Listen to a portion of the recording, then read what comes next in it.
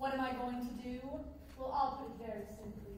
If I don't get my money and get it by the end of the night, there will be help to fray, and you can fake that to the tank. Cut. What were you cutting for? That was going great. Great.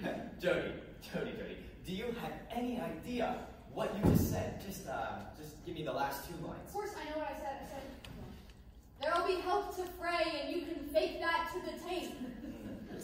No, you're exactly right. So tell me, Jody, what does that mean? How should I know? I don't write this stuff. I just say what's in the script. No, Jody, no. If you said what was in the script, you would have said, there'll be hell to pay, and you can take that to the bank. Okay, well, I guess that does make a lot more sense. Jody, next time you get script changes right before you shoot, will you please look at them with your glasses on? No, I shouldn't do that. You know how much I hate those things. Jody, we're not asking you to wear them on camera. Just go in your dressing room and lock the door. No one's going to see you. Will you do it for the good of the show, please? Well, if it's for the good of the show, fine. Thank you. All right, everyone, we'll pick up right here after lunch. That's 1 hour. And Joe, I don't need an hour and a half.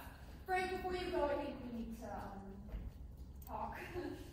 Look, Jody, now's not a good time, and frankly, I'm not in the mood. Okay, we'll get in the mood because this is very important and it affects the whole show.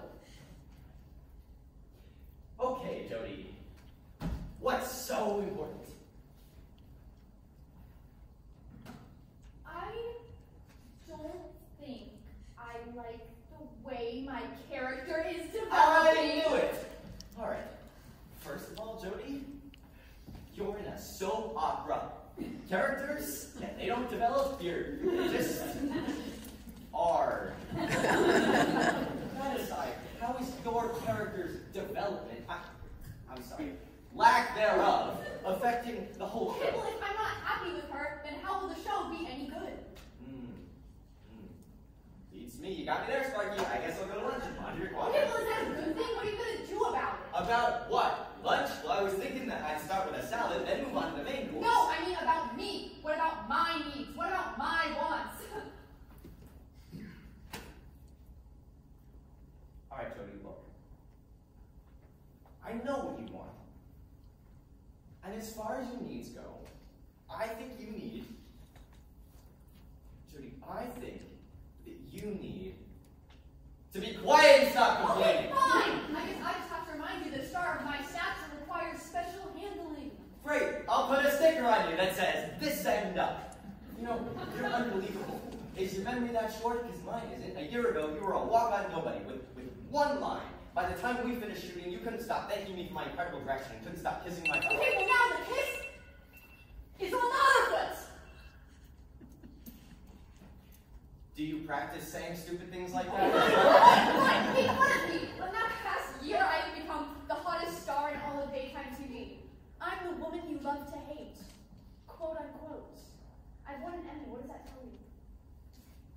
Nothing. They gave Marissa Tomei an Oscar. That's the same thing. Hey, okay. What about these magazines? You think the tabloids come after just anybody? I'm sorry. Jody, you're the only person I know who actually enjoys being in a tabloid. Did they write about you? No, and I'm broken-hearted. I'm sorry, Jody. Did you even read these? I mean, this one says you had lunch with Elvis on Pluto. How do you know I didn't? I'm gonna go ahead and ignore that. Oh, look at that. This one says that you're actually Newt Gingrich. And, this one, people printed your recipe for eggplant parmigiana. Yeah, you're quite the story. Do not get it. It's not about the story. It's about the fact that people want to know about me. You know how many magazines have written about me? 177. You actually counted? Yes, okay, look, and that's not even the point. Okay, maybe it's people this week being fired the next. What matters is that people ask. Can you say the same? Yeah, no, I didn't think so. Maybe that's the reason you don't like me. No, Jody, that's not it at all. I don't like you because you're a pompous, self-involved windbag of an actress with bad hair who likes to push other people around, has the acting talent of a flea, and the IQ of a frisbee. Hey! I beg your pardon, but my hair is perfect. And before you decide to get any more caustic with me, Caustic. let me remind you of something. People do not tune in to watch a close-in from a close-out, okay? They don't even watch the direction. They watch it because they love me, okay? And more importantly, the sponsors love me, and I sell a hell of a lot of whatever it is that you're selling. And the sponsors, they love me, and you need me, and you can take that to the bank. Wow. You know, Jody, apart from saying tastic, that's the smartest thing you've said in a year. But that too can change. See, Jody, my wife is the head writer. Okay, well, in the past year, I was arrested for the murder of my ex-wife's husband's sister's doctor, and I was barely pulled out of the electric chair at the last moment. I was bitten by a lethal South American bushmaster and did a blood transfusion with a donkey to survive. Okay? I was hit by a bus, I died, I came back to life, I stood and became a millionaire, and I was also struck by lightning. What else can you possibly do to me? No, that's a good point. Well, I could talk to my wife and have her give you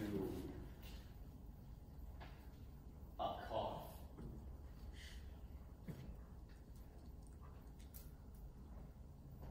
You would not do that.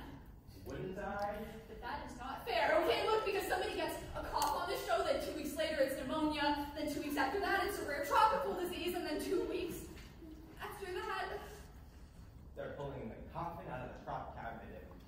You're registering with a temp agency. No, please do not do this to me.